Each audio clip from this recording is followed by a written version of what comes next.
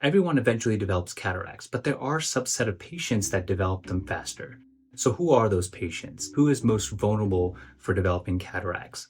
Hello friends, Dr. Boparai here. Let's start first with your genetics and then move on to injury to the eye, lifestyle factors, and your general systemic health. In certain populations, cataracts are just more likely to develop faster. When cataracts occur in young individuals, they are either born with cataracts or develop cataracts very early because they have an underlying congenital condition. After congenital conditions and genetics, we have to take a look at eye injuries. Any sort of injury to the eye, whether it's a punch or even a penetrating injury, that leads them to developing cataracts faster.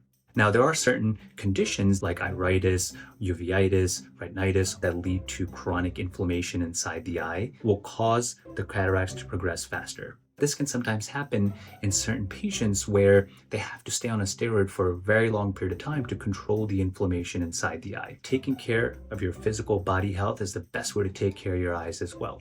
Now, part of your physical health is also your lifestyle. And there are certain lifestyle factors that can lead to faster cataract progression. And by far the most important of these is smoking.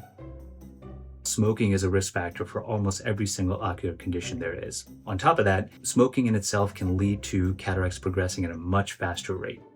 Excessive alcohol intake can also have the same effect. So I always like to tell my patients that if you do drink in moderation and touch base with your primary care doctor on what that amount is. Finally, as part of your lifestyle is exposure to UV light.